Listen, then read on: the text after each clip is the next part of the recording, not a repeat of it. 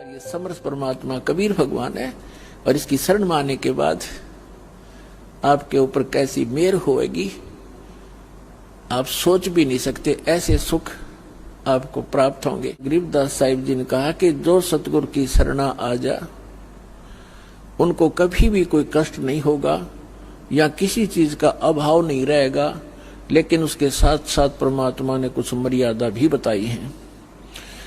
आपने यहाँ की घने धन की आवश्यकता नहीं है।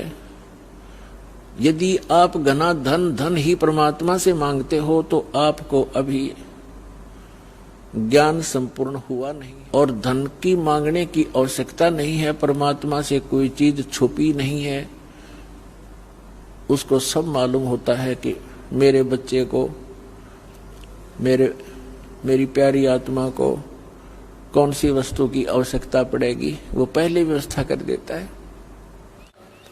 भगवान की तरफ नहीं बनती तो आपने घनी भांग पी रखी है इस काल की, तो पुण्यात्माओं इस काल की भांग या काल की भांग उतरेगी इस एंटीबायोटिक वचनों से जो सतलोक आश्रम बरवाला में इस दास के माध्यम से परमात्मा की अमरवाणी आपको सुनाई जाती है।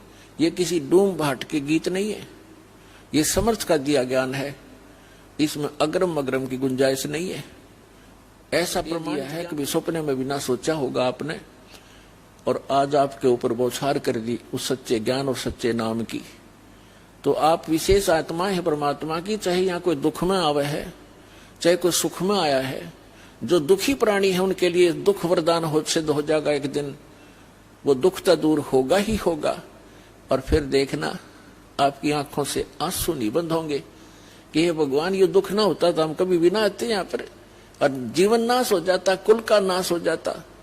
और परमात्मा कहते हैं भक्ति बीज जो हो वह हंसा और तारों तास के कोत्र वंशा। जो मेरी एक बार शरण में आ गया इस कलयुग के अंदर 101 पीढ़ी पार करूंगा उसकी। अब 101 पीढ़ी देखना।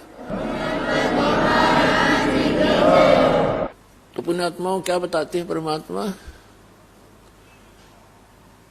कि आगे गए ना बावड़े रहते भी सब जा, बिन साहेब की बंदगी कहीं ठोर ठिकाना ना।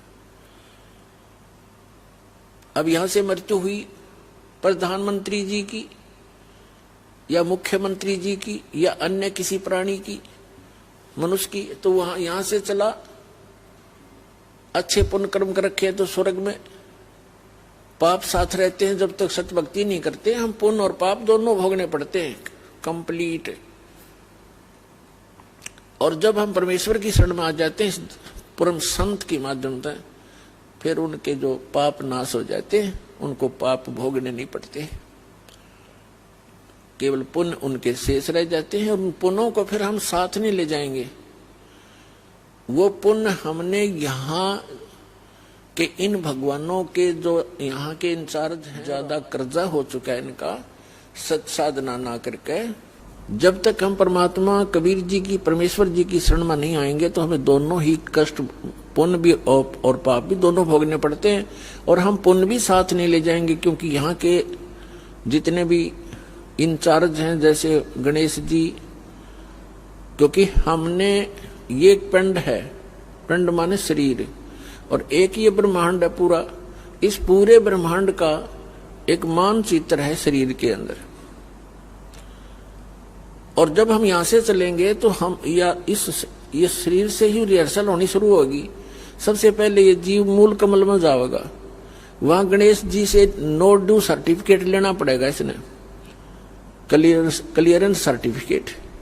तो हमारा बहुत युगों से कर्जा हुआ पड़ा है, और इनके पास हम ये मंत्र की जो कमाई, जो पुण्य दान धर्म करते हैं, ये सब इनको देते चले जाएंगे, और ये हमें बरी करते चलेंगे। हमने पुण्य भी और पाप नाश कर देगा परमात्मा का मंत्र। तो हम पाप और पुण्य दोनों ही यहाँ छोड़कर केवल सतनाम की, सार नाम की भक्ति लेकर वहां पहुंचेंगे।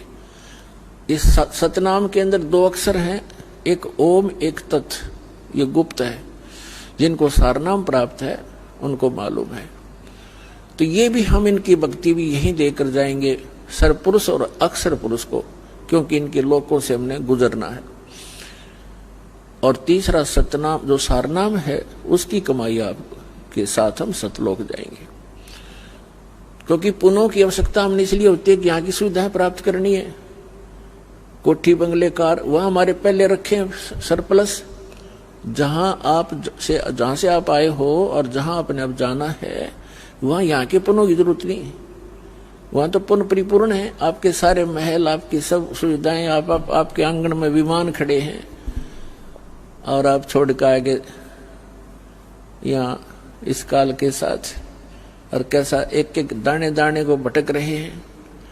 अब गरीबदास साहब जी कहते हैं उत्तर दक्षिण पूर्व पश्चिम ये फिरदा दाने दाने नु, सर्व कला सतगुरु साहेब की हरि आए हरि आने नु।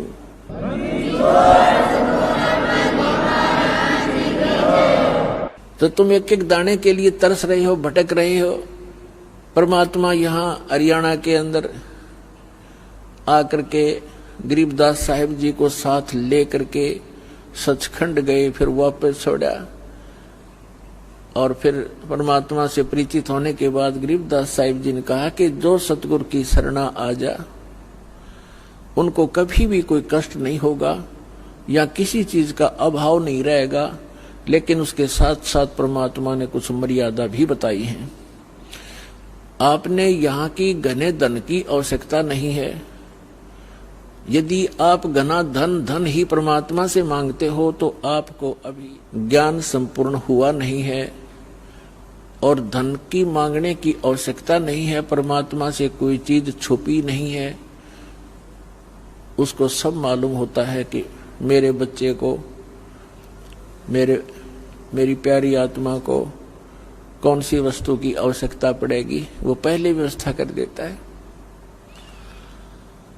तो यहाँ कहते हैं पहले गए न बावड़े रहते भी सब जहां, और बिन साहेब की बंदगी कहीं ठोर ठिकाना ना। तो जब हम अपने कर्मानुसार स्वर्ग में चले जाते हैं, सतभक्ति ना करके राजा मरो चाहे रंक मरो, मृत्यु के उपरांत उनके पुण्य और पाप दोनों साथ जाते हैं। पुण्य के आधार से स्वर्ग में, स्वर्ग का जो पुण्य समाप्त हुआ फिर नरक में, नरक का स्वर्ग से कहो चलो, जैसे यहां से चलो स्वर्ग से फिर कहा चलो, फिर नरक में लाखों वर्ष पड़े रहे, बुरा हाल रहा, फिर कहा चलो, फिर गधा बनो, गधे की मृत्यु होती फिर चलो, कुत्ते की योनि में कुत्ता मर गया फिर चलो, सुअर की योनि में।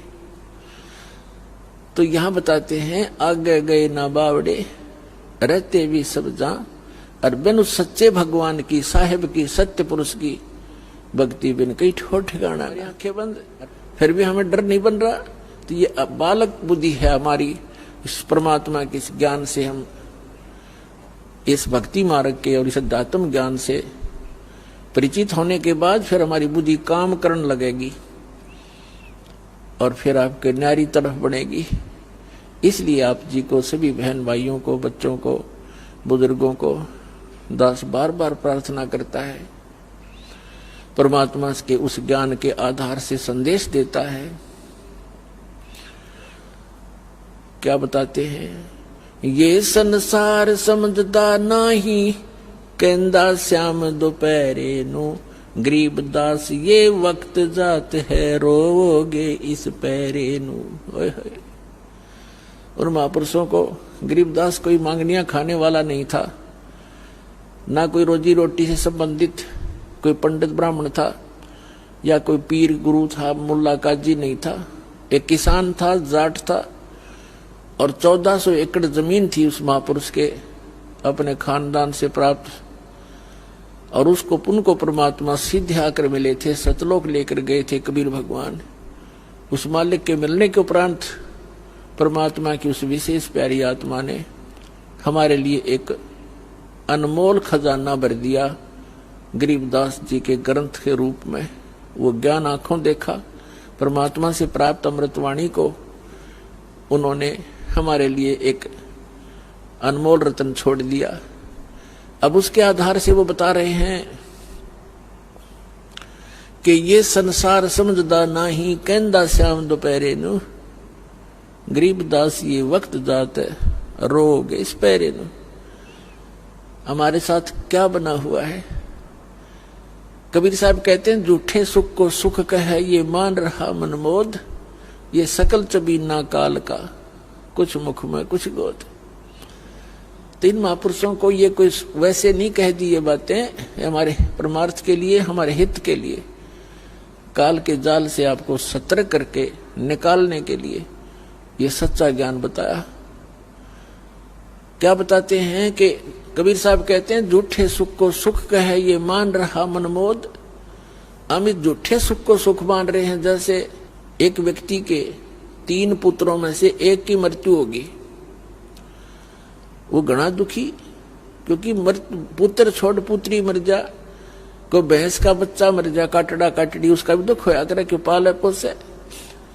और ये बेटा मर जा, बेटी मर जाती है तो कलेजा मुंह को आता हमारा, विवश है और सब गिला बीतते गया। और फिर भी हम नहीं, फिर जो बच्चे हुए वो सोच रहे हम नहीं मरना, हम ठीक है, हम खाक ठीक है। ये केदारनाथ के ऊपर काफी व्यक्ति मारे गए, हमारे भाई बहन गए काल के मुंह में। इन बातों का कि ये वहां गए थे भगवान लेने और मिल गई मौत। देखो मौत तो यहाँ एक फाइनल, ये तो एक हार्ड एंड फास्ट, ये तो एक जो है फाइनल है कि होना ही है, मृत्यु तो होगी। लेकिन मृत्यु होने से पहले हमने, यदि हमारे पास कुछ यथार्थ भक्ति धन है तो सौबा हो मृत्यु।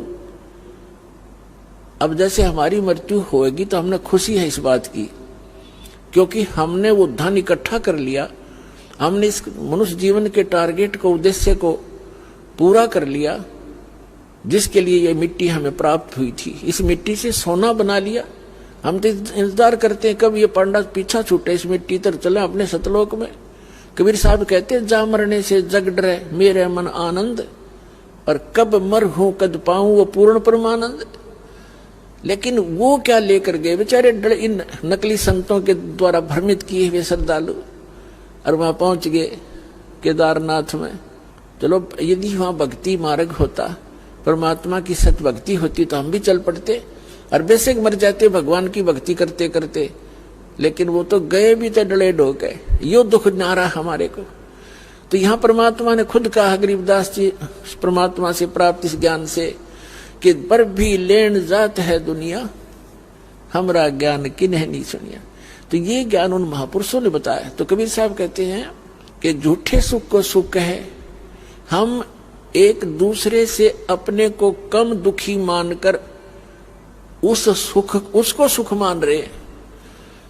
जैसे उसके 3 पुत्र थे, एक पुत्र की मृत्यु होगी और टक्कर मार मार कर रो रहा। क्यों? छोटे से को लगता पालने माता पिता प्यार करता है, कपड़े नहाता है, कपड़े धोता है, खाना खिलाता, अपने मुंह से निकाल कर ले बेटा ले बेटी तू खा ले, और फिर वो छीन लिया जाता है तो दुख में कमी नहीं, पर हमारी कोई पार भी नहीं बसाती, क्योंकि हम गंदे लोक में रह रहे हैं। उसका इकलौता पुत्र मरा हुआ था, टक्कर मार कर रो रहा था। शोक व्यक्त करने वाले भक्त यानी इधर उधर से रिश्तेदार कुल के लोग आ रहे थे, खाना भी नहीं खा गले उतर रहा था। इतने में एक व्यक्ति आ जाता है जिसका एक ही पुत्र था और वो कुछ वर्षों पहले मृत्यु को प्राप्त हो गया था। तो सभी सांत्वना देने वालों ने कहा कि देख भाई, यहाँ तो मृत्यु भाई सबके पता नहीं किस गेला के बन जा, किसके साथ क्या घटना घट जा, यहाँ तो सभी के साथ होता है। देखिए भाई, इसका एक ही पुत्र था और उसी की मृत्यु होगी। अब इसने भी संतोष कर लिया तो भी सब्र करे, खा ले का दी रोटी। तो उसको उसने फिर सब्र हो गया, उसने फिर सुख महसूस किया कि हे भगवान देखो, इसका तो एकला पुत्र था और वो भी मर गया और मेरे तो 2 तो बच गए। बस फिर थोड़ी सी देर में उसने हौसला सा होया, अरे का दी रोटी खाई तो खाक सुख हो गया। भाई इतना सुख मान रहे हम। परमात्मा कहते हैं झूठे सुख को सुख है ये मान रहा मनमोद। एक भक्त बता रहा था कि मेरा कन्या उत्पन्न हुई और उस कन्या के गुदा रास्ता नहीं था, पहाड़ टूट गया दुख का। मेडिकल के अंदर लेकर गया, जिस वार्ड में मेरी बेटी को एडमिट किया उसमें 4-5 केस और थे ऐसे ही। तब मुझे सुख, थोड़ी शांति हुई, चोखा और भी मेरे जैसे हैं तो खाक सुख हो आयो। क्या बेटी का गुदा लग गई आ जाती, उनको न्यू देख लिया कि ये भी दुखी है तो कोई बात नहीं, बस यू सुख मान रखा हमने। परमात्मा कहते हैं ये संसार समझदा नाही, कहंदा श्याम दोपहरे नू, और गरीबदास ये वक्त जात रोगे इस पैरे नू। इस समय ने याद करके रोया करोगे, मनुष्य शरीर जात छूट गया था। अब सुख का तुम्हें पता है नहीं, भगवान कबीर साहब सुख देगा आपको। और वो सुख कैसे देता है? एक बार आप इस परमात्मा की शरण में आए हो, सच्चे मनते, सच्ची लगनते और सच्ची श्रद्धा से मर्यादा में रहकर कुछ दिन भक्ति करके देखो, आपके मुंह का थूक सूख जाएगा। इतने सुख सुनाया करोगे दूसरों को, और आपने सोचा करोगे सामने वाला मन में सोच रहा होगा ये झूठ बोल रहा है, और आप सारी साची बता रहे होगे और सामने वाले को ये सोच रहे होगे यूं सोचा यू पागल है, झूठ बोला सारी। लेकिन आपको अब वो सुख सागर मिल रहा है, वो परम पिता मिल गए। गीता अध्याय नंबर 15 के श्लोक नंबर 16 और 17 में 3 पुरुष बताए। पुरुष माने प्रभु, स्वामी। एक सरपुरुष, ये 21 ब्रह्मांड का स्वामी है, ये काल जिसमें हम रह रहे हैं, जिस काल के लोक में एक ब्रह्मांड में 21 ब्रह्मांड है, ऐसे ऐसे इतना ही प्रभु है, इतना मालिक है। एक सरपुरुष है जो 7 शंख ब्रह्मांड का स्वामी है। और 15वें अध्याय के फिर 16वें श्लोक में ये 2 पुरुष बताए दिए, सरपुरुष और अक्षरपुरुष। 17वें श्लोक में बताया है कि जो वास्तव में जो श्रेष्ठ भगवान है, प्रभु है, वो तो इन दोनों से कोई और है। कहते उत्तम पुरुष है तू अन्य परमात्मा इति उदारत, ये लोक तेरे में आविश्य विवर्ती अवैश्वर है। जो उत्तम पुरुष है ना, पुरुषोत्तम सही भगवान, इन दोनों न्यारा है, और वो वास्तव परमात्मा कहा जाता है। वो वास्तव में परमात्मा है, वह श्रेष्ठ आत्मा। परमात्मा डेफिनेशन क्या है? जिसका परमात्मा, परमात्मा करता श्रेष्ठ आत्मा, परम माने श्रेष्ठ, और श्रेष्ठ आत्मा ये काम करेगी। किसी की टांग कट रही, किसी की आंख फूट गई, कोई अंधा हो गया, कोई कैंसर से पीड़ित, किसी का बेटा मर गया, किसी की बेटी मर गई, कुणबे के कुणबे नाश हो गए, ये पता नहीं कब बिजली गिर जा। तो ये परमात्मा का स्थान नहीं, ये परमात्मा नहीं जहां हम रह रहे हैं। परमात्मा की परिभाषा है श्रेष्ठ आत्मा, और श्रेष्ठ आत्मा वो होती है केवल सुख दे, दुख होता ही नहीं उसके पास। जैसे आम का पेड़ होता है, छाया भी दे और मधुर फल भी देता है, इसी प्रकार ये समर्थ परमात्मा कबीर भगवान है। और इसकी शरण में आने के बाद आपके ऊपर कैसी मेहर होएगी आप सोच भी नहीं सकते। ऐसे सुख आपको प्राप्त